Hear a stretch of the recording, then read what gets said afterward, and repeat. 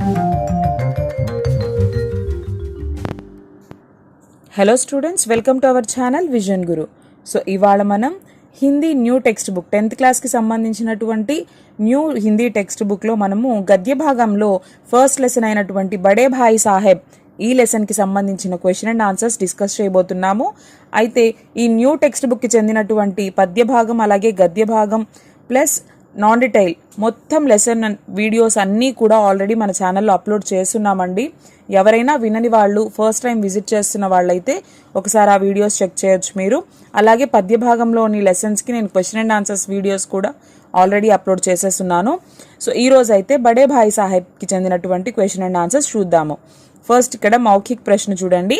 ఇందులో మొదటి ప్రశ్న, కథానాయకి రుచి కిన్ కార్యోమే థీ.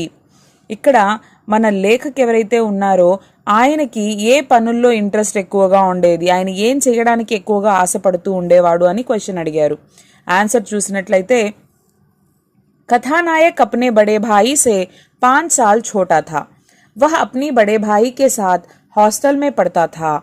बड़ा जोश वाला था, खेलने का बहुत पसंद था. स्वभाव से पढ़ाई में तेज तो था, परंतु पढ़ाई में जी न गलता था. उनकी रुचि मौका पाते ही हॉस्टल से निकलकर मैदान में जाकर खेलता था. कंकरियां उछालना, कभी कागज की तितलियां उड़ाना, चार दीवारी चढ़ के कूदना, फाटक के सवारी करना, पतंग उड़ाना आदि कार्यों में इनकी रुचि थी. पढ़ाई को बेपरवाह करके पतंग उड़ाने में भी बहुत शौक था. అయితే మన లేఖక్ ఎవరైతే ఉన్నారో అతను వాళ్ళ అన్నయ్య కంటే ఒక 5 ఏళ్ళు చిన్నవాడు వయసులో. మనం ఆల్రెడీ లెసన్లో చెప్పుకొని ఉన్నాం ఈ విషయాలన్నీ కూడా. వీళ్ళిద్దరూ ఎక్కడ హాస్టల్లో చదువుకునేవాళ్ళు. ఈయన చాలా యాక్టివ్గా ఉండేవాడు అనమాట. అయితే దేంట్లో యాక్టివ్గా ఉండేవాడు, ఖేల్నా బహుత్ పసంద్ థా ఉన్కో. ఆయనకి ఆడుకోవడం అన్నా అలాగే బయట తిరగడం అన్నా ఇవన్నీ చాలా ఇష్టం. ఆయన స్వభావసే పఢాయి మే తేజ్ తో థా. ఆయన చదువులో ముందే ఉండేవాడు, కానీ ఆయనకి చదువు అంటే పెద్ద ఇష్టం ఉండేది కాదు. అందులో మనసు పెట్టాలని కోరిక కూడా ఉండేది కాదు. ఆయనకి ఎంతసేపు వేటి మీద ఇంట్రెస్ట్ ఉండేది అంటే హాస్టల్ నుంచి బయటికి వెళ్ళిపోయి గ్రౌండ్లో పరిగెత్తడం, ఆడుకోవడం, అలా కంకర్రాళ్ళు విసురుకోవడం, పేపర్తో చిన్న చిన్న బటర్ఫ్లైస్ చేసి ఎగరేయడం, గోడలు దూకడం, నెక్స్ట్ ఆ గేట్ పట్టుకొని అటు ఇటు ఊగుతూ ఆడడం, గాలిపటాలు ఎగరేయడం, ఇవన్నీ కూడా ఆయన ఇష్టపడేవాడు అనమాట. సో చదువుని పెద్ద లెక్క చేసేవాడు కాదు. బడే భాయ్ సాహెబ్ ఛోటే భాయి సే హర్ సమయ పెహలా సవాల్ క్యా పూస్తే థే. ఎప్పుడూ కూడా బడే భాయ్ సాహెబ్ పెద్ద అన్నయ్య, సో అన్నయ్య తన తమ్ముడిని ప్రతిసారి ఏమని ప్రశ్నించేవాడు, ఏం అడిగేవాడు తరచుగా. बड़े भाई साहब छोटे भाई के कमरे में आते ही हर समय पहला सवाल पूछते थे, कहाँ था. సో ఎప్పుడైనా సరే తమ్ముడు ఆడుకొని లోపలికి వచ్చిన వెంటనే రూమ్లోకి వాళ్ళ అన్నయ్య అడిగేటువంటి మొదటి ప్రశ్న ఏంటి అంటే కహా థా, ఎక్కడున్నావు అంటే ఎక్కడి నుంచి వస్తున్నావు అన్నట్లుగా, ఎక్కడున్నావు ఇంతసేపు అని అడిగేవాడు. दूसरी बार पास होने पर छोटे भाई के व्यवहार में क्या परिवर्तन आया. సెకండ్ టైం పాస్ అయినప్పుడు తమ్ముడిలో వచ్చినటువంటి అతని ప్రవర్తనలో వచ్చినటువంటి మార్పులేంటి. दूसरी बार पास होने पर छोटे भाई की स्वच्छंदता बढ़ी. उसे इस बात का अभिमान हो गया था कि वह पढ़े या ना पढ़े पास हो ही जाएगा. तकदीर उसका साथ दे रही थी और इसलिए वह बड़े भाई साहब की सहनशीलता का अनुचित लाभ उठा रहा था. बड़े भाई के प्रति उसका पहले जैसा आदर भाव भी नहीं रहा. छोटे भाई के रंग ढंग हाव भाव से ये सब స్పష్ట దిఖాయి దే రహే థే. అయితే సెకండ్ టైం కూడా ఈయన పాస్ అయిపోయినప్పుడు ఆయనకి ఫ్రీడమ్ పెరిగిపోయింది.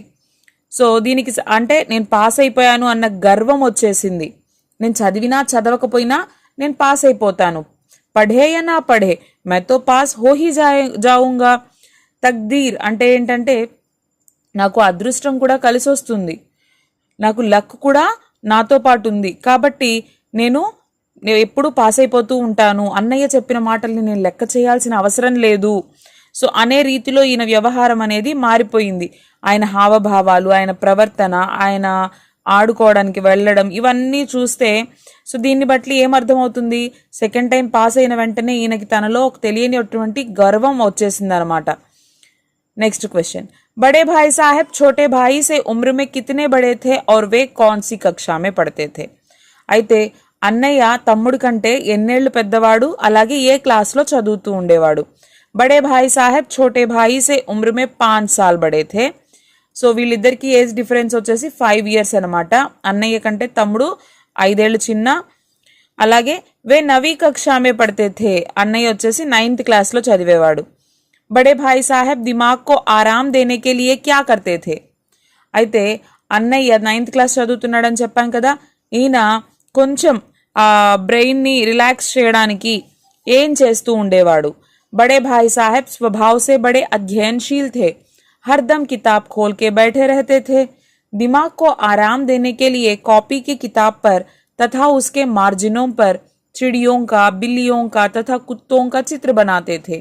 एक पद को लेकर कई बार लिखा करते थे, कोई नाम लेकर बार बार लिखा करते थे. शेर जैसी जंतुओं को रमणीय अक्षरों में नकल उतारते थे. कभी ताज्जुब की पद रचना करते थे. అయితే సో ఆయన స్వభావం ఎలాంటిది అంటే, అన్నయ్య స్వభావం ఇందాక క్వశ్చన్లో ఏం చెప్పుకున్నాం, తమ్ముడి స్వభావం చదువు పట్ల పెద్ద ఆసక్తి ఏమి ఉండదు, ఆటపాటల పట్ల ఆయనకు ఆసక్తి. కానీ అన్నయ్య అలా కాదు, ఎప్పుడూ పుస్తకాల పురుగు అనమాట. ఆయన పుస్తకాలు ఎప్పుడూ ముందేసుకొని చదువుతూనే ఉండేవాడు. అప్పుడప్పుడు ఏం చేసేవాడు, ఆయన తన నోట్బుక్స్లో మార్జిన్స్ దగ్గర, ఆ మార్జిన్స్లో పక్షుల బొమ్మలు, పిల్లులు, కుక్కలు, అంటే చిన్న చిన్న యానిమల్స్ పిక్చర్స్ అనేవి డ్రా చేసేవాడు. ఒకే పదాన్ని పదే పదే రాస్తూ ఉండేవాడు. ఒక్కొక్కసారి ఆయన రాసింది ఎవరికి అర్థం కూడా కాదనమాట. సో అలాగా ఏదో ఒకటి రాస్తూ ఉండేవాడు. నెక్స్ట్ లిఖిత ప్రశ్న. ఇందులో ఫస్ట్ క్వశ్చన్, छोटे भाई ने अपनी पढ़ाई का टाइम टेबल बनाते समय क्या क्या सोचा और फिर उसका पालन क्यों नहीं कर पाया. అయితే తమ్ముడు తన చదువుకునే టైంలో టైం టేబుల్, అంటే వాళ్ళ అన్నయ్య అరిచినప్పుడు తను ఏం చేస్తాడు, నేను చదవాలి, నేను ఈసారి తిట్టించుకోకూడదు అని చెప్పేసి ఒక టైం టేబుల్ని రెడీ చేసుకుంటాడు. ఆ టైం టేబుల్ని ప్రిపేర్ చేసుకునే టైంలో తను ఏమేం రూల్స్ అనేవి పాటించలేదు. అంటే టైం టేబుల్ని ఫాలో అయ్యాడా, ఎందుకు అవ్వలేకపోయాడు. छोटे भाई ने टाइम टेबल बनाते समय यह सोचा कि वह मन लगाकर पढ़ाई करेगा और अपने बड़े भाई साहब को शिकायत करने का कोई मौका न देगा. అయితే ఈయన టైం టేబుల్ ప్రిపేర్ చేసుకునేటప్పుడు ఫస్ట్ అయితే ఏమనుకున్నాడు, నేను టైం టేబుల్ని ఫుల్గా ఫాలో అయిపోతాను, ఈసారి మా అన్నయ్యకి నన్ను తిట్టే అవకాశాన్ని నేను అస్సలు ఇవ్వను. परंतु उसके स्वच्छंद स्वभाव के कारण वह अपने ही टाइम टेबल का पालन नहीं कर पाया, क्योंकि पढ़ाई के समय उसे खेल के हरे भरे मैदान, फुटबॉल की वह उछल कूद, कबड्डी के वह दावघात, వాలీబాల్ की वह तेजी और फुर्ती अपनी ओर खींच लेते थे. ఎందుకని ఫాలో అవ్వలేకపోయాడు అంటే, తను అలా ఫాలో అవుదాము అనుకున్న సమయంలో ఏమవుతుంది, తను మామూలుగానే ఏంటి హాస్టల్ నుంచి బయటికి వెళ్ళాలి, ఎంతసేపు గ్రౌండ్లో ఉండాలి, అది చేయాలి ఇది చేయాలి అనుకుంటాడు కదా. సో అవన్నీ తన మనసుని లాగుతూ ఉంటాయి. ఏంటి ఆ గ్రౌండ్లో ఉండేటువంటి ఆ గ్రీనరీ కావచ్చు, ఫుట్బాల్లో పిల్లలు ఎగురుతూ అరుస్తూ ఉన్న అరుపులు, కబడ్డీ గేమ్ ఆడుతున్నటువంటి వాళ్ళు, సో వాలీబాల్, ఈ గేమ్స్ ఇవన్నీ తను పిలుస్తున్నట్లుగా తను ఎంతసేపు బయటికి వెళ్ళాలి అన్న ఆలోచనలోనే ఉండిపోయేవాడు. కాబట్టి టైం టేబుల్ని ఫాలో అవ్వలేకపోయాడు. एक दिन जब गुल्ली डंडा खेलने के बाद छोटा भाई बड़े भाई साहब के सामने पहुंचा तो उनकी क्या प्रतिक्रिया हुई. అయితే ఒకరోజు గిల్లిదండ ఆడిన తర్వాత తమ్ముడు అన్నయ్యని ఫేస్ చేశాడు. సో అప్పుడు ఆయన రియాక్షన్ అనేది ఎలా ఉంది. एक दिन जब गुल्ली डंडा खेलने के बाद छोटा भाई भोजन के समय लौटा तो बड़े भाई साहब बहुत क्रोधित हुए. అయితే ఈయన గిల్లి డండా ఆడి వచ్చాడనమాట, భోజనం సమయానికి వచ్చాడు. సో వాళ్ళ అన్నయ్య రెడీగా ఉన్నాడు లోపల, వీడు ఇంతసేపు ఎక్కడికి వెళ్ళాడు రాలేదే అనేసి. అయితే తమ్ముడు వచ్చిన తర్వాత వెంటనే అన్నయ్య ఎలా చూశాడు, చాలా కోప్పడ్డాడు ఆయన. उन्होंने छोटे भाई को बहुत डांटा, బాగా తిట్టేశాడు తమ్ముణ్ణి. उन्होंने छोटे भाई को घमंडी बताया, यह भी समझाया कि घमंड ने बड़े बड़ों का नामो निशान मिटा दिया. उन्होंने अगली कक्षा की पढ़ाई का भय दिखाकर उसकी ओर ध्यान देने का उपदेश दिया. అయితే అన్నయ్య ఏం చెప్పాడు, చూసావా నీలో పొగరొచ్చేసింది, గర్వం వచ్చేసింది, పాస్ అయిపోయాను కదా నువ్వు విర్రవీగుతున్నావు, సో అలాంటి గర్వం వల్ల ఎంతో పెద్ద పెద్ద మహానుభావులే నాశనం అయిపోయారు అని చెప్పేసి ఎగ్జాంపుల్స్ చెప్పేసి ఫర్దర్ క్లాసెస్ ఎలా ఉంటాయి హయ్యర్ క్లాసెస్కి వెళ్తే ఎంత కష్టపడాల్సి వస్తుంది అని చెప్పేసి హితోపదేశం చేసి అతన్ని కొంచెం భయపెట్టాడనమాట. అంటే దారిలో పడతాడు, ఇలా చెప్తేనన్నా చదువుకుంటాడు, కుదురుగా ఉంటాడు అని చెప్పేసి చెప్పడం జరిగింది. బడే భాయ్ సాహెబ్ కో అప్నే మన్ కి ఇచ్ఛాయే క్యూ దబానీ పడతీ థీ. అయితే క్వశ్చన్ ఏమడుగుతున్నారు ఇక్కడ, బడే భాయ్ సాహెబ్ అంటే అన్నయ్యకి తన కోరికలు అణుచుకోవాల్సినటువంటి అవసరం ఎందుకు వచ్చింది. బడే హోనే కే కారణ్ बड़े भाई साहब अपने छोटे भाई के सामने एक आदर्श प्रस्तुत करना चाहते थे. అయితే ఈయన పెద్ద అవ్వడం వల్ల, అంటే తమ్ముడు కంటే ఈయన 5 ఏళ్ళు పెద్ద కదా, కాబట్టి ఆయనకి అంటూ కొన్ని రూల్స్ ఆయన ఏర్పరచుకున్నాడు. ఈయన ఫాలో అయితేనే కదా తన వెనకున్నటువంటి తన తమ్ముడు, అంటే మా అన్నయ్య ఇది చేయట్లేదు కాబట్టి నేను చెయ్యకూడదు, అది తప్పేమో అని ఆలోచిస్తాడు. उन्हें अपने नैतिक कर्तव्य का ज्ञान था. वे अपने किसी भी कार्य के द्वारा अपने छोटे भाई के सामने गलत उदाहरण रखना नहीं चाहते थे, जिससे कि वे उनके छोटे भाई पर बुरा असर पड़े. इसलिए बड़े भाई साहब को अपने मन की इच्छाएं दबानी पड़ती थी. అంటే ఏదైనా ఈయన తప్పు చేసేసినా, ఎలా పడితే అలా ప్రవర్తించినా తమ్ముడు ఏమనుకుంటాడు, నాకంటే 5 ఏళ్ళు పెద్దయిన అన్నే చేశాడు కదా, నేను చేస్తే ఏంటి అన్న ఆలోచన తనలో రాకూడదు. తనకి నేను ఒక ఎగ్జాంపుల్ పాజిటివ్ వేలో సెట్ చేయాలే కానీ నెగిటివ్ వేలో ఉండకూడదు. నేను మంచిగా చదువుకుంటే, నేను ఎలాంటి పనులంటే అలాంటి పనులు చేయకుండా అల్లరి చిల్లరగా తిరగకుండా ఉంటే నా తమ్ముడు కూడా నా నుంచి ఇదే నేర్చుకుంటాడు కదా అని చెప్పేసి తనకి ఆడాలనున్నా, బయటికి వెళ్ళాలనున్నా, ఎగరాలనున్నా, చదువు మానేయాలనున్నా కూడా తను అవేమీ చేయట్లేదు ఇక్కడ. ఎందుకంటే దాని ప్రభావం నాకంటే ఎక్కువగా నా తమ్ముడి మీద పడుతుంది, అలా పడకూడదు అని అన్నయ్య ఆలోచించి తన కోరికల్ని అణుచుకునేవాడనమాట. బడే భాయ్ సాహెబ్ ఛోటే భాయ్ కో క్యా సలహా దేతే థే ఔర్ క్యూ. అయితే అన్నయ్య తమ్ముడికి ఎలాంటి సలహాలు ఇచ్చేవాడు, ఎందుకు అని అడిగారు. బడే భాయ్ సాహెబ్ ఛోటే భాయ్ కో నిమ్న సలహే దేతే థే. उसे खेल कूद से दूर रहना चाहिए, उसे समय का सदुपयोग करना चाहिए, दादा की गाड़ी कमाई को बर्बाद नहीं करना चाहिए, उसे दिन रात पढ़ाई करनी चाहिए. बड़े होने के कारण वे अपने छोटे भाई को सही रास्ते पर ले जाने के लिए ही सलाहें दिया करते थे. అయితే ఏమేం చెప్పాడు ఆయన, ఏమేం సలహాలు ఇచ్చాడు, ఆటలకి దూరంగా ఉండాలి అని చెప్పాడు, టైంని మనం సద్వినియోగపరచుకోవాలి అని చెప్పాడు, సమయాన్ని వృధా చేసుకోకూడదు, దాదాకి గాఢీ కమాయి మతలబ్ మెహనత్కి కమాయి, తాతయ్య కష్టపడి సంపాదించి డబ్బులు కడుతున్నారు, హాస్టల్లోంచి చదివిస్తున్నారు, వాటిని మనం వేస్ట్ చేయకూడదు, అలాగే పగలు రాత్రి కష్టపడి చదువుకోవాలి, కాబట్టి నువ్వు ఇవన్నీ ఫాలో అవ్వాలి అని చెప్పేసి ఇలాంటి సలహాలు ఇచ్చేవాడనమాట. छोटे भाई ने बड़े भाई साहब के नरम व्यवहार का क्या फ़ायदा उठाया. అయితే అన్నయ్యకి ఉన్నటువంటి మృదు స్వభావాన్ని ఆ తమ్ముడు ఎలాగా తనకి అనుకూలంగా మలుచుకున్నాడు అని క్వశ్చన్ అడిగారు. ఆన్సర్ చూసినట్లయితే, लेखक कम समय पढ़कर भी उत्तीर्ण होते गए और बड़े भाई साहब दिन भर किताबें लेकर बैठने पर भी लगातार 2 बार फेल हो गए. अब बड़े भाई का व्यवहार नरम पड़ गया. इसका अनुचित लाभ उठाते हुए लेखक मनमानी करने लगे. वह स्वच्छंदता से सारा समय गिल्ली डंडा और पतंगबाजी में बिताने लगा. लेकिन अब भी यह सब बड़े भाई साहब की आंख बचाकर ही होता था, क्योंकि लेखक यह नहीं चाहता था कि भाई साहब अपमानित महसूस करे. ఏం చెప్తున్నారు ఇక్కడ, సో మన లేఖక్ చాలా తక్కువ సమయం చదివేవాడు, ఆటల మీదే దృష్టి పెట్టేవాడు, కానీ ఎవ్రీ ఇయర్ పాస్ అయిపోతూ ఉండేవాడు. వాళ్ళ అన్నయ్య మాత్రం పగలు రాత్రి కష్టపడి ఎప్పుడూ పుస్తకాలు పట్టుకొని చదువుతూనే ఉండేవాడు, తను కంటిన్యూస్గా ఫెయిల్ అవుతూ ఉన్నాడు. సో అలా తమ్ముడు ముందు ఫెయిల్ అవుతున్నందుకు తను కొన్ని రోజులకి తను డల్ అయిపోయాడనమాట. సో ఇదే అదునుగా చూసుకొని మన లేఖక్ ఏం చేశాడు, ఇష్ట ప్రకారం వెళ్ళడం, వాడుకోవడం, ఇవన్నీ చేసేవాడు. అంటే గాలిపటాలు ఎగరేయడానికి వెళ్ళడం, గుల్లిదండ ఆడడానికి వెళ్ళడం, గ్రౌండ్లో తిరగడం, ఎగరడం, గోడలు దూకడం, ఇవన్నీ చేసేవాడు. కానీ ఏదో ఒక మూల మళ్ళీ అన్నయ్య అంటే గౌరవం కూడా ఉంది.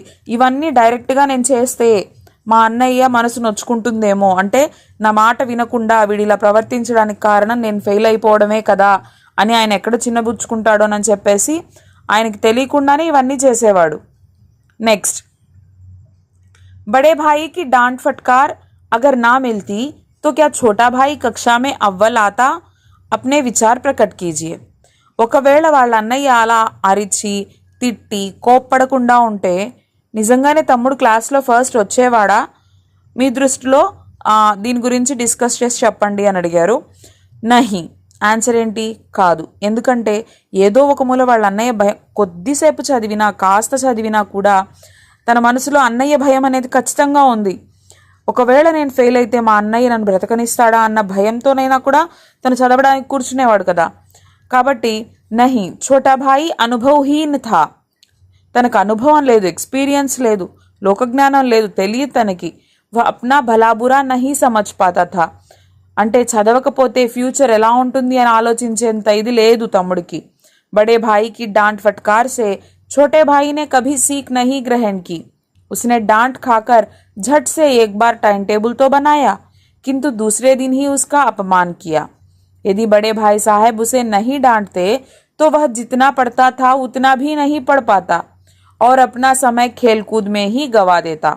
उसे तो बड़े भाई की डांट का डर था. इसी कारण से उसे शिक्षा का महत्व समझ में आया, विषयों की कठिनाइयों का पता चला, अनुशासित होने से लाभ समझ में आए और वह कक्षा में अव्वल आया करता था. సో చూడండి, ఒకవేళ వాళ్ళ అన్నయ్య అరవకుండా ఉంటే, ఇప్పుడు ఎగ్జాంపుల్కి టైం టేబుల్ ప్రిపేర్ చేసుకున్నాడు. తను ప్రిపేర్ చేసుకున్నటువంటి టైం టేబుల్ని తనే ఫాలో అవ్వలేకపోయాడు. అంటే ఏంటి? తనకంటూ తన మీద ఒక కంట్రోల్ లేదు, ఏం చేయాలి అన్న ఒక ప్లాన్ లేదు. సో వాళ్ళ అన్నయ్య అరుస్తున్నాడు కాబట్టే ఆ కొద్దో గొప్ప అయినా చదివి తను క్లాస్లో ప్రతిసారి ఫస్ట్ రాగలిగాడు. అంటే పెద్దవాళ్ళ గైడెన్స్ అనేది మనకి ఖచ్చితంగా ఉండాలి అని ఇక్కడ చెప్తున్నారనమాట. बड़े भाई साहब पाठ में लेखक ने समूची शिक्षा के किन तौर तरीकों पर व्यंग्य किया है, आप उनके विचार से कहाँ तक सहमत है? చూడండి, ఇందులో బడే భాయి సాహెబ్ అనేటువంటి ఈ లెసన్లో మన లేఖక్ సో చదువు అంటే ఎట్లాగా ఏంటి అనేది ఎలా ఎక్స్ప్లెయిన్ చేశారు, మీ ఆలోచనల ప్రకారం డిస్కస్ చేయండి, చెప్పండి అని అడిగారు. బడే భాయి సాహెబ్ పాఠ్ మే లేఖక్ प्रेमचंद ने समूची शिक्षा के अनेक तौर तरीकों पर व्यंग्य किया है. तत्कालीन शिक्षा बाल केंद्रित नहीं थी. शिक्षक रटंत विद्या पर जोर देते थे. मेरी दृष्टि में उससे कोई फायदा नहीं है. इससे बच्चों की रचनात्मकता का सही विकास नहीं हो पाता.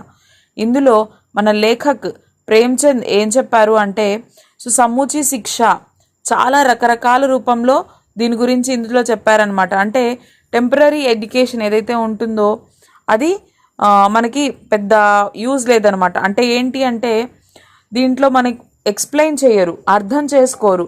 రటంత్ పద్ధతి మతలబ్ అంటే బట్టి పట్టే విధానం అనమాట. అప్పటికప్పుడు మనం దాన్ని రుబ్బేస్తాము, చదివేస్తాము, బట్టి పట్టేస్తాము. దానివల్ల ప్రయోజనం ఏమన్నా ఉంటుందా? అది మనకి గుర్తుంటుందా పోనీ అంటే లేదు. అది అప్పుడు చదువుతాము, అప్పుడే మర్చిపోతాం మనం.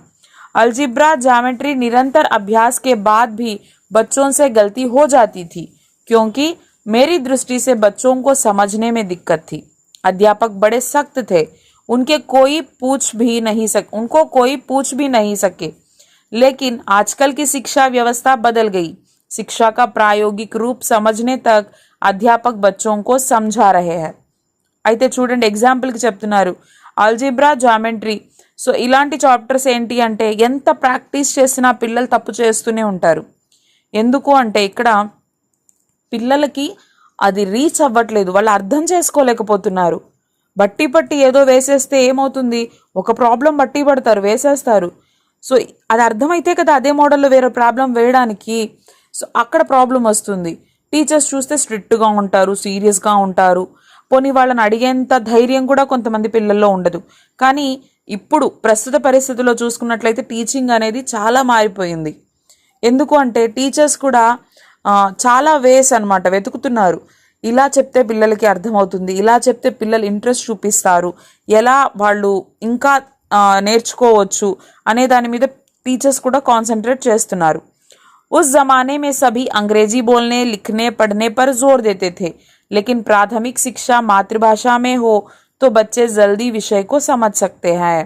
అయితే ఆ రోజుల్లో అందరూ కూడా ఏంటి అంటే ఇంగ్లీష్ నేర్చుకోవాలి, ఇంగ్లీష్ మాట్లాడాలి, రాయాలి, చదవాలి, ఇంగ్లీష్ వస్తే చాలు, ఇలా ఉండేది.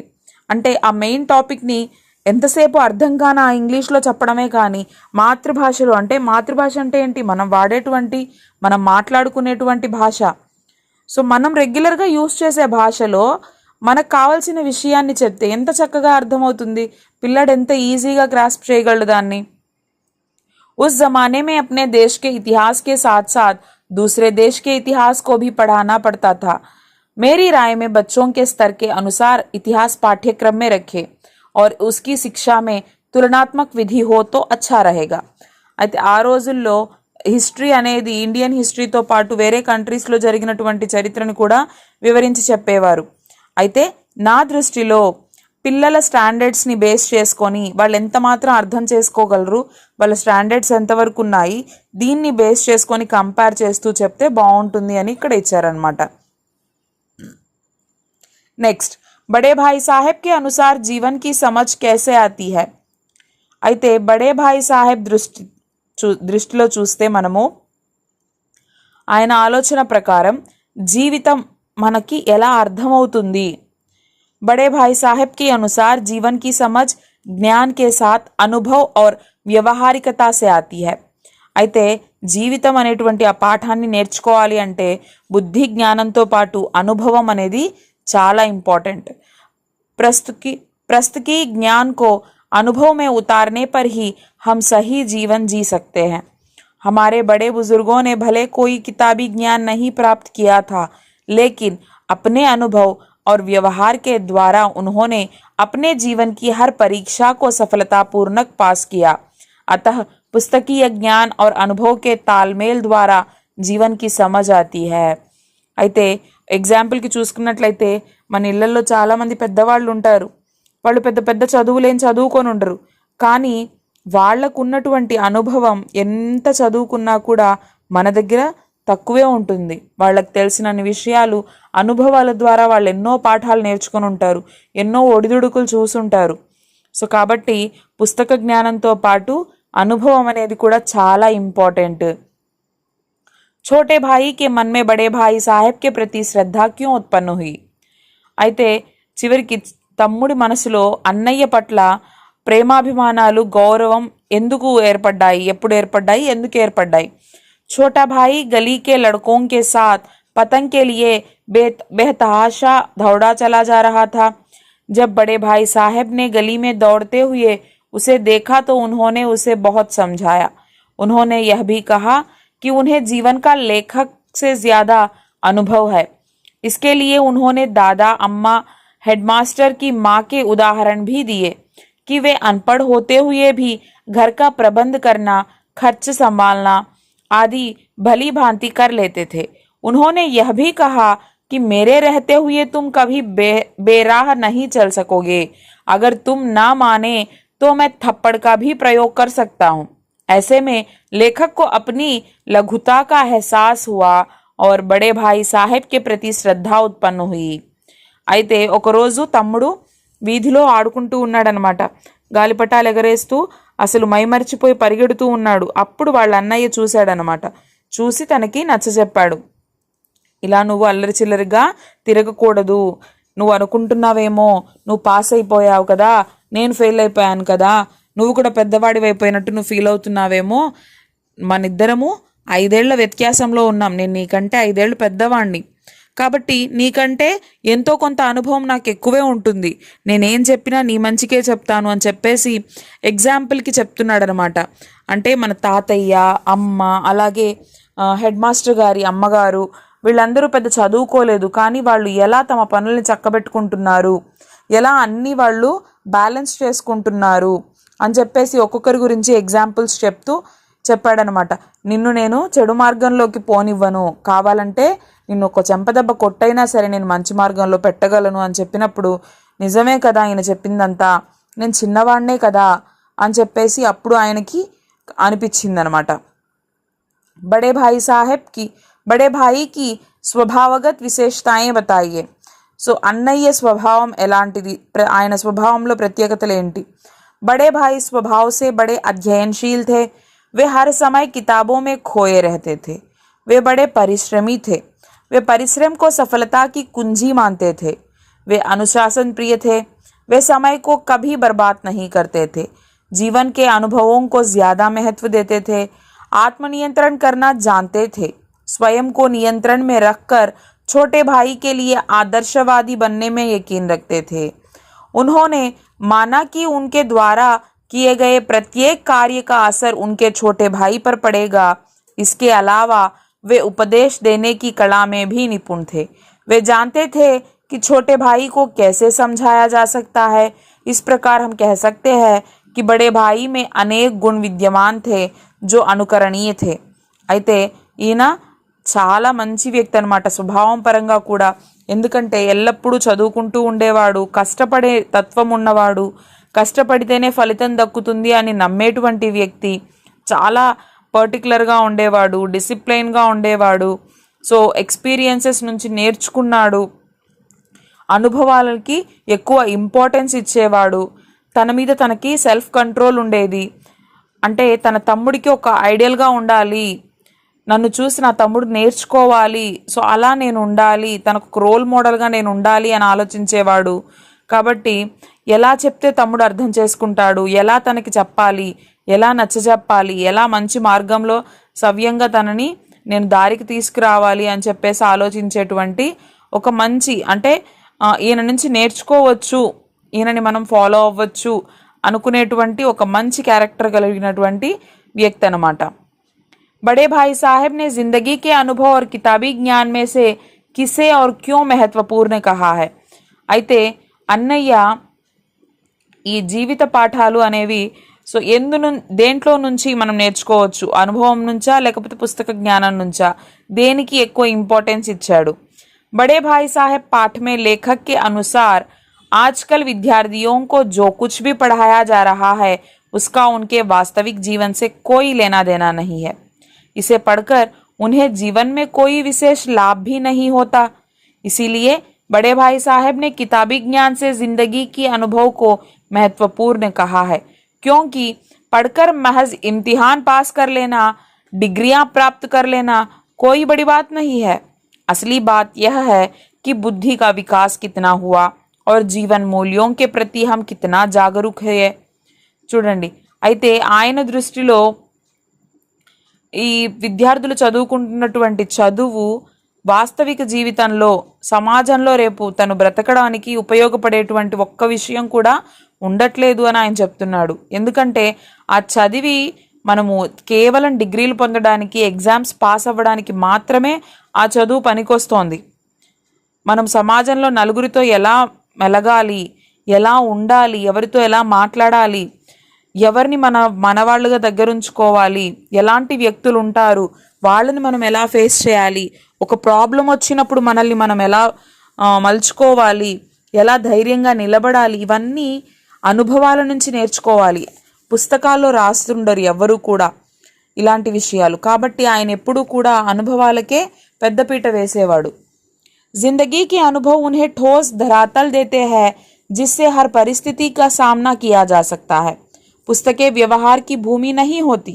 गलत सही उचित अनुचित की जानकारी अनुभवों से ही होता है। अतः जीवन के अनुभव किताबी ज्ञान से अधिक महत्वपूर्ण कहा है। इसीलिए मुझे भी जीवन के अनुभव का ज्ञान ही अच्छा लगा।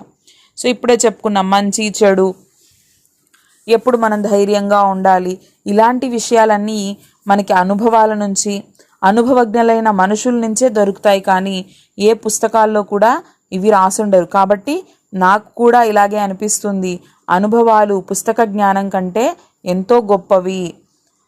बताइए पाठ के किन अंशों से पता चलता है कि छोटा भाई अपने बड़े भाई साहब का आदर करता है। ఇక్కడ ఏమడిగారు, సో లెసన్లో ఇచ్చినటువంటి ఏ అంశాలని చూసినప్పుడు తమ్ముడు అన్నయ్యని లెక్క చేస్తున్నాడు, గౌరవిస్తున్నాడు అని మీకు అనిపించింది అని అడిగారు। సో ఇక్కడ చూడండి, मेरे और भाई साहब के बीच में अब केवल एक दर्जे का अंतर और रहा गया। मेरे मन में एक कुटिल भावना उदय हुई कि कहीं भाई साहब एक साल और फेल हो जाए तो मैं उनके बराबर हो जाऊं, फिर वह किस आधार पर मेरी फजीहत कर सकेंगे। लेकिन मैंने इस विचार को दिल से बलपूर्वक निकाल डाला। आखिर वह मुझे मेरे हित के विचार से ही तो डांटते हैं। मुझे इस वक्त अप्रिय लगता है अवश्य, मगर यह शायद उनके उपदेशों का ही असर है कि मैं दनादन पास हो जाता हूँ और इतने अच्छे नंबरों से। అయితే ఇందులో ఒక టాపిక్ ఇచ్చారనమాట, అంటే ఒక విషయం ఏంటి అంటే నేను అన్నయ్య ఇద్దరము ఇప్పుడు ఇంకొక సంవత్సరమే తేడా ఉంది. ఏంటి, క్లాసెస్లో, వయసులో కాదు. ఇంకొక క్లాస్ కానీ ఆయన ఫెయిల్ అయిపోయాడంటే ఇప్పుడు మేమిద్దరం ఒకే క్లాస్కి వచ్చేస్తాము. అప్పుడు ఆయన నన్ను ఎలా అరుస్తాడు, నన్ను ఎలా అవమానిస్తాడు, నన్ను ఎలా తిడతాడు అని అనిపించింది లేఖకి. అనిపించిన వెంటనే తర్వాత మళ్ళీ అనుకున్నాడు, అరే రే ఏంటి నేను ఇలా అనుకుంటున్నాను, నా అన్నయ్య ఫెయిల్ అయిపోవాలని నేను కోరుకుంటున్నానేంటి, సో ఈ ఆలోచన తప్పు కదా అని ఆయనకి ఆ ఇష్టం లేకపోయినా ఆ ఆలోచనల్ని తన బ్రెయిన్ నుంచి తొలగించేశాడు. తర్వాత అనుకున్నాడు, ఆయన తిడతాడు అంటుంటే ఊరికే తిట్టాడు కదా, నా మంచిగా తిడుతున్నాడు కదా, నాకు అర్థం కావట్లేదేమో, నా గురించే ఆయన ఆరాటపడుతున్నాడు కాబట్టి, అంటే ఏదో ఒక మూల ఆయన తిడుతున్నాడు కాబట్టే నేను ఇలా టకటకమని ప్రతి సంవత్సరం నేను పాస్ అయిపోతున్నాను ఫెయిల్ అవ్వకుండా, మంచి నాకు మార్క్స్ వస్తున్నాయి అని ఆలోచించాడు. मैं उनकी इस नई युक्ति से नतमस्तक हो गया। मुझे आज सचमुच अपनी लघुता का अनुभव हुआ और भाई साहब के प्रति मेरे मन में श्रद्धा उत्पन्न हुई। मैंने सजल आंखों से कहा, हरगिज नहीं, आप जो कुछ फरमा रहे हैं वह बिल्कुल सच है और आपको उसके कहने का अधिकार है। సో ఇప్పుడు ఏంటంటే లాస్ట్లో మనం చెప్పుకున్నాం కదా ఇందాక క్వశ్చన్లో, సో అన్నయ్య తనకి నచ్చ చెప్తాడనమాట ఎగ్జాంపుల్స్ చెప్పేసి. సో చూసావా, హెడ్ మాస్టర్ గారు అమ్మగారు ఉన్నారు, అలాగా తాతయ్య ఉన్నారు అని చెప్పేసి ఎగ్జాంపుల్స్ మొత్తం చెప్పిన తర్వాత అప్పుడు ఈయన కళ్ళల్లో నీళ్ళు వస్తాయి. లేదు లేదు, మీకు తిట్టే హక్కు ఉంది, నిజమే నేను చిన్నవాడిని కదా అని చెప్పేసి అప్పుడు కూడా మన తమ్ముడు మాట్లాడతాడనమాట. సో ఈ రెండు సందర్భాలలో కూడా మనకు అర్థమవుతుంది తమ్ముడికి అన్నయ్య అంటే ఎంత గౌరవం ఉంది అనేది. भाई साहब को जिंदगी का अच्छा अनुभव है। नेक्स्ट చూడండి, भाई साहब के भीतर भी एक अच्छा बच्चा है। भाई साहब छोटे भाई का भला चाहते हैं। సో ఇదేంటంటే ఒక్కొక్క సందర్భం ఇచ్చారనమాట. సో ఏ సందర్భాల్లో మనకి అలా అనిపిస్తుంది, ఆయనకి అభిమానం ఉంది, ప్రేమ ఉంది, గౌరవం ఉంది, సో అనేవన్నీ కూడా ఇక్కడ ప్రతి సందర్భానికి తగ్గట్టు ఏ సందర్భాల్లో అని చెప్పేసి ఇచ్చున్నాను. नेक्स्ट చూసినట్లయితే, इम्तिहान पास कर लेना कोई चीज़ नहीं, निम्नलिखित के आशय स्पष्ट कीजिए। इम्तिहान पास कर लेना कोई चीज़ नहीं, असल चीज़ है बुद्धि का विकास। సో ఇది ఎప్పుడు జరిగింది, ఎవరన్నారు, ఎవరితో అన్నారు, సో ఇది ఇలా అనమాట. అంటే ఎగ్జాంపుల్కి ఒకటి ఎక్స్ప్లెయిన్ చేస్తాను చూడండి. సో ఇమ్తిహాన్ అంటే ఎగ్జామ్స్ అనమాట. సో ఎగ్జామ్స్ పాస్ అవ్వడం పెద్ద గొప్ప ఏం కాదు. అసలు విషయం, గొప్ప విషయం ఏంటి అంటే మన బుద్ధి, మన జ్ఞానాన్ని మనం పెంచుకోవాలి అనేది. उपरोक्त कथन का आशय यह है कि बड़े भाई साहब इम्तिहान पास कर लेने को कोई महत्वपूर्ण बात नहीं समझते। उनका मानना है कि किताबी ज्ञान से जिंदगी के अनुभव ही महत्वपूर्ण है। वे रटंत पद्धति से तो बिल्कुल सहमत नहीं थे। उनकी दृष्टि में शिक्षा का अर्थ है बुद्धि का विकास। इसी पर छोटे भाई को ध्यान देने का उपदेश भी देते हैं। అయితే ఈ పైన ఇచ్చినటువంటి ఈ లైన్ అనేది బడే భాయ్ సాహెబ్, సో ఆయన దృష్టిలో ఏంటి అంటే పరీక్ష పాస్ అవ్వడం పెద్ద గొప్ప ఏం కాదు. ఆయన ఏమనుకుంటుంటాడు, సో పుస్తక జ్ఞానం అనేది జీవిత పాఠాలు నేర్పించదు, అనుభవం మాత్రమే నేర్పిస్తుంది. బట్టి ఏదో చదివి పాస్ అయిపోతే అది పెద్ద గొప్ప విషయం ఏం కాదు. మన బుద్ధిని, జ్ఞానాన్ని పెంచుకోవాలి మనము. కాబట్టి నువ్వు అలా ఉండు, అల్లరి చిల్లరిగా ఉండకు అని చెప్పేసి తమ్ముడికి చెప్తూ ఉంటారనమాట. సో అదే విధంగా ఇక్కడ మరికొన్ని ఇచ్చారు. సో చూడండి, फिर भी जैसे मौत और विपत्ति के बीच भी आदमी मोह और माया के बंधन में जकड़ा रहता है। मैं फटकार और घुड़कियां खाकर भी खेल कूद का तिरस्कार ना कर सकता था। సో ఇది చూడండి, అంటే ఏంటి అంటే मौत और विपत्ति के बीच भी आदमी मोह और माया के बंधन में जकड़ा रहता है। సో చావబోయేటువంటి చావు కళ్ళ ముందు ఉంది అన్నప్పుడు కూడా మనము కొంతమందిని వదులుకోలేము, కొన్ని రిలేషన్స్ని వదులుకోలేము కదా. అంటే ఎందుకు చెప్తున్నారంటే ఇక్కడ తమ్ముడేంటి, అన్నయ్య తిడుతూ ఉన్నప్పుడు ప్రతిసారి ఏమనుకుంటాడు, చదవాలి అనుకుంటాడు. కానీ అన్ని తిట్లు తింటూ కూడా, అన్ని మాటలు అనిపించుకుంటూ కూడా, వాళ్ళ అన్నయ్య అవమానిస్తున్నా కూడా అతను ఆ ఆడడం, బయటికి వెళ్ళడం అనే మాటని మర్చిపోలేకపోతున్నాడు. సో దాని గురించి ఇక్కడ ఇచ్చారు. నెక్స్ట్, బునియాద్ హీ పుఖ్తా న హో తో మకాన్ కేసే పాయేదార్ బనే. బునియాద్ అంటే బేస్ అనేది స్ట్రాంగ్గా ఉండకపోతే, బేస్మెంట్ అనేది స్ట్రాంగ్గా ఉండకపోతే ఇల్లు ఎలా స్ట్రాంగ్గా ఉంటుంది? ఉండదు కదా. సో అంటే మనం చిన్నప్పటి నుంచి సరిగ్గా చదవకపోతే, तो देखिए भाई साहब का विचार क्या है, यदि मकान की नींव పునాది అనేది గట్టిగా ఉండకపోతే ఎన్ని అంతస్తుల మేడ కట్టినా అది ఒకరోజు ఏమైపోతుంది? కూలిపోతుంది. అవునా కాదా? సో కాబట్టి మనం బేస్ అనేది కరెక్ట్గా ఉండాలి. ప్రతి క్లాస్ని మనం కరెక్ట్గా చదవాలి. ఎలా పడితే అలా ఏదో గుడ్డెట్లో పాస్ అయిపోయాం, అదృష్టం కొద్దీ పాస్ అయిపోయాం అన్నట్లు ఉండకూడదు అని చెప్తున్నారు. आंखें आसमान की ओर थी और मन उस आकाशगामी पथिक की ओर जो मंद गति से झूमता पतन की ओर चला आ रहा था. मानो कोई आत्मा स्वर्ग से निकलकर विरक्त मन से नए संस्कार ग्रहण करने जा रही है. तो यह आशय जब पतंग लूट रहा था, అంటే ఆ గాలిపటాన్ని పట్టుకోవడానికి మైమరిచిపోయి ఎక్కడ ఎవరొస్తున్నారు ఏమీ పట్టించుకోకుండా అలా పరిగెడుతూ ఆ గాలిపటాన్ని క్యాచ్ చేయాలి, దాన్ని పట్టుకోవాలి, అలా ఎగురుకుంటూ ఆకాశాన్ని తాకేయాలి అన్నంత ఉత్సాహంతో తను పరిగెడుతూ ఉంటాడనమాట. సో అప్పుడు జరిగినటువంటి సందర్భం దాని గురించి ఇక్కడ ఇచ్చారు. నెక్స్ట్, భాషా అధ్యయన్. నిమ్నలిఖిత్ శబ్దోంకే దో పర్యాయవాచి శబ్ద లిఖియే. సో ఇక్కడ కొన్ని వర్డ్స్ ఇచ్చారు, వీటికి పర్యాయవాచి శబ్ద అడిగారు. పర్యాయవాచి శబ్ద అంటే ఏంటి? ఒకే అర్థాన్ని ఇచ్చేటువంటి వేరే పదాలు అనమాట. సేమ్ మీనింగ్ ఇస్తుంది, కాకపోతే వర్డ్స్ వేరేగా ఉంటాయి. నసీహత్. नसीहत के पर्यायवाची शब्द है उपदेश, सीख, रोष, कोप, गुस्सा, आजादी, स्वाधीनता, स्वतंत्रता, राजा, नृप, नरेश, ताज्जुब, आश्चर्य, विस्मय. नेक्स्ट, प्रेमचंद की भाषा बहुत पैनी और मुहावरेदार है, इसीलिए इनकी कहानियां रोचक और प्रभावपूर्ण होती है. इस कहानी में आप देखेंगे कि हर अनुच्छेद में 2-3 मुहावरों का प्रयोग किया गया है. ఇక్కడ చూడండి, ప్రేమ్చంద్ గారి భాషా శైలిలో సో చాలా అంటే అక్కడక్కడ మనకి ముహావరాస్ అనేవి చాలా కనిపించాయి అనమాట లెసన్లో. సో అందులో నుంచి కొన్ని ఇక్కడ ఇవ్వడం జరిగిందనమాట. అంటే ఒక్కొక్క వాక్యంలో ఫర్ ఎగ్జాంపుల్కి మీరు ఇక్కడ చూసుకున్నట్లయితే చూడండి, జిగర్కే టుకుడే టుకుడే హోజానా, ఆంక్ ఫోడ్, తర్వాత సూక్తి బాణ్ చలానా, ఇవన్నీ ఏంటంటే ముహావరా అనమాట. సో ప్రతి ముహావరాకి ఇక్కడ ఏంటి అంటే మీనింగ్స్ అనేవి ఇవ్వడం జరిగింది. చూడండి, ఆడే హాతో లేనా అంటే ఏంటి? ఖరీ కోటి సునానా అంటే సూటిపోటి మాటలు అనడం అనమాట. సో అలాగా ఇక్కడ అన్నిటికీ ఇవ్వడం జరిగింది. లోహెకే చనే చబానా, బహుత్ కఠిన్ కార్యకరణ అంటే బాగా కష్టంతో కూడుకున్నటువంటి పని చేయడము. దాంతో పసీనా ఆనా, కడి మెహనత్ కర్నా. ऐरा गैरा नथू खैरा, अनजान व्यक्ति. राजू को 10वीं में सफलता मिली, वह किसी ऐरे गैरे नत्तू खैरे छात्रों को नहीं मिल सकती. సో చూడండి, ఇక్కడ ముహావరాకి మీనింగ్ ఇచ్చి అలాగే అది ఒక వాక్యంలో కూడా యూస్ చేసి, ఒక సెంటెన్స్లో కూడా దాన్ని యూస్ చేసి సెంటెన్స్ అనేది ఇవ్వడం జరిగింది. నెక్స్ట్, निम्नलिखित तत्सम तद्भव देशी आगत शब्दों को दिए गए उदाहरणों के आधार पर चार्ट कार्य लिखिए. సో ఇక్కడ కొన్ని వర్డ్స్ ఇవ్వడం జరిగింది. ఆ వర్డ్స్ సో ఏవి తత్సం, ఏవి తద్భవ్, దేశ, ఆగత్, సో ఇవన్నీ కూడా మీకు సపరేట్ చేసి ఇక్కడ బాక్స్లో కాలమ్స్లో ఇవ్వడం జరిగింది.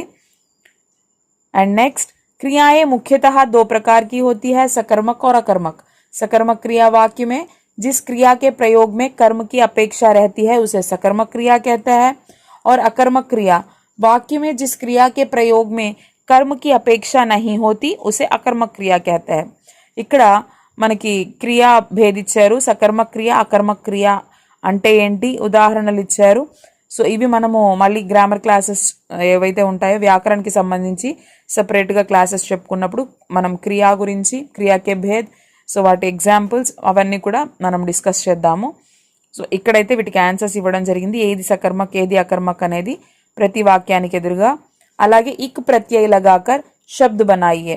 సో ఇక్కడ ఇచ్చినటువంటి వర్డ్స్ కి ఇక్ అనేది ప్రత్యయి యాడ్ చేస్తే विचार प्लस इक वैचारिक, इतिहास प्लस इक ऐतिहासिक, संसार प्लस इक सांसारिक, दिन प्लस इक दैनिक, नीति प्लस इक नैतिक, प्रयोग प्लस इक प्रायोगिक, अधिकार प्लस इक आधिकारिक. योग्यता विस्तार. प्रेमचंद की कहानियां मानसरोवर के 8 भागों में संकलित है. इनमें से कहानियां पढ़िए और कक्षा में सुनाइए. कुछ कहानियों का मंचन भी कीजिए. సో ప్రేమ్చంద్ గారు రాసినటువంటి కథలు మానసరోవర్లో 8 ఖండాలుగా పొందుపరచబడి ఉన్నాయన్నమాట. సో అందులో నుంచి కొన్ని కథలు చదవండి, మీరు క్లాస్లో కూడా వినిపించండి అని చెప్పేసి ఇచ్చారు. అయితే ఈద్గా లెసన్కి సంబంధించినటువంటి ఒక స్టోరీ అనేది ఇక్కడ ఎగ్జాంపుల్కి ఇవ్వడం జరిగిందనమాట. నెక్స్ట్, शिक्षा रटंत विद्या नहीं है इस विषय पर शिक्षा रटंत विद्या नहीं है इस विषय पर कक्षा में परिचर्चा आयोजित कीजिए. రటంత్ విద్య, ఎడ్యుకేషన్ అనేది బట్టి పట్టే విధానం కాదు అనే టాపిక్ మీద క్లాస్లో ఒక చిన్న డిబేట్ అనేది ఏర్పాటు చేయండి అన్నారు. రటంత్ విద్యాకే పక్షమే, రటంత్ విద్యాకే విపక్షమే. సో బట్టి పట్టే విధానాన్ని సపోర్ట్ చేసేటువంటి కొన్ని పాయింట్స్, అలాగే దాన్ని అపోజ్ చేసేటువంటి కొన్ని పాయింట్స్ అనమాట. क्या पढ़ाई और खेल कूद साथ साथ चल सकते हैं? कक्षा में इस पर वाद विवाद कार्यक्रम आयोजित कीजिए. సో చదువు ఆటపాటలు ఒకేసారి జరపగలమా మనము అనే దాని గురించి కూడా ఇక్కడ టాపిక్స్ అనేవి ఇవ్వడం జరిగింది. क्या परीक्षा पास कर लेना ही योग्यता का आधार है? इस विषय पर कक्षा में चर्चा कीजिए. కేవలం ఎగ్జామ్ పాస్ అవ్వడం మాత్రమే మన టాలెంట్ని చూపించుకున్నట్ట, దీని గురించి డిస్కషన్ చేయండి అన్నాడు. పరియోజన కార్య, ప్రాజెక్ట్ వర్క్. कहानी में जिंदगी से प्राप्त अनुभवों को किताबी ज्ञान से ज्यादा महत्वपूर्ण बताया गया है. अपने माता पिता, बड़े भाई बहनों या अन्य बुजुर्गों, बड़े सदस्यों से अनेक जीवन के बारे में बातचीत कीजिए. उनके जीवन के बारे में बातचीत कीजिए. पता लगाइए कि बेहतर ढंग से जिंदगी जीने के लिए क्या आया समझदारी, पुराने अनुभव या किताबी पढ़ाई. అయితే మీ ఇంట్లో ఉన్నటువంటి పెద్దవాళ్లతో డిస్కస్ చేసి వాళ్ళ లైఫ్లో జరిగినటువంటి విషయాలు, వాళ్ళ అనుభవాల గురించి చర్చించి, సో పుస్తక జ్ఞానం ఎక్కువ మనకి యూజ్ అవుతుందా, అనుభవాలు యూజ్ అవుతాయా ఏంటి అనే దాని గురించి మాట్లాడి రాయండి అని చెప్పారు. నెక్స్ట్, అలాగే आपकी छोटी बहन या छोटे भाई छात्रावास में रहता है, उसकी पढ़ाई लिखाई के संबंध में उसे एक पत्र लिखिए. అయితే ఒక లెటర్ రాయమన్నారు మీ సిస్టర్ ఆర్ బ్రదర్కి. సో ఎలా చదువుతోంది ఏంటి, సో దాని గురించి ఒక చిన్న లెటర్ రాయమని అడిగారు. సో అది కూడా ఇక్కడ ఇవ్వడం జరిగింది. నెక్స్ట్, శబ్దార్థ और टिप्पणियाँ, మీనింగ్స్ అనమాట. లెసన్ బ్యాక్ సైడ్ ఉన్నవి. तालीम का अर्थ होता है शिक्षा. पुख्ता, मजबूत. तंबीह, डांट डपट. सामंजस्य, तालमेल. मसलन, उदाहरणतः. इबारत, लेख. चेष्टा, कोशिश. जमात, कक्षा. हर्फ, अक्षर. मेहनत, परिश्रम. लताड़, डांट डपट. सूक्ति बाण, व्यंग्यात्मक कथन, तीखी बातें. स्कीम, योजना. अमल करना, पालन करना. अवहेलना, तिरस्कार. नसीहत, सलाह. फजीहत, अपमान. तिरस्कार, उपेक्षा. सालाना इम्तिहान, वार्षिक परीक्षा. लज्जास्पद, शर्मनाक. शरीक, शामिल. आतंक, भय. अव्वल, प्रथम. आधिपत्य, प्रभुत्व, साम्राज्य. स्वाधीन, स्वतंत्र. महीप, राजा. कुकर्म, बुरा काम. अभिमान, घमंड. मुमतहिन, परीक्षक. प्रयोजन, उद्देश्य. खुराफात, व्यर्थ की बातें. हिमाकत, बेवकूफ़ी. किफ़ायत, बचत. दुरुपयोग, अनुचित उपयोग. निस्वाद, बिना स्वाद का. ताज्जुब, आश्चर्य. टास्क, कार्य. जलील, अपमानित. प्राणांतक, प्राण लेने वाला. कांतिहीन, चेहरे पर चमक न होना. स्वच्छंदता, आज़ादी. सहिष्णुता, सहनशीलता. कणकौआ, पतंग. अदब, इज्जत. जहीन, प्रतिभावान. तजुर्बा, अनुभव. बदहवस, बेहाल. मोहताज, दूसरों पर आश्रित. సో ఇవి మీనింగ్స్ అన్నమాట. ఐ హోప్ మీ అందరికీ ఇది హెల్ప్ అవుతుంది అనుకుంటున్నాను. సో ఒకవేళ ఎవరైనా ఫస్ట్ టైం మన ఛానల్ని విజిట్ చేస్తున్నట్లయితే తప్పకుండా ప్రీవియస్ వీడియోస్ చూడండి. మీకు యూజ్ అవుతున్నాయి అనుకుంటే మాత్రం తప్పకుండా ఛానల్ని లైక్ చేయండి, షేర్ చేయండి, సబ్స్క్రైబ్ చేసుకోవడం మర్చిపోవద్దు. అలాగే బెల్ ఐకాన్ని క్లిక్ చేసినట్లయితే మా నోటిఫికేషన్స్ అనేవి వీడియో అప్లోడ్ చేసిన వెంటనే మీకు వస్తాయి. Thank you.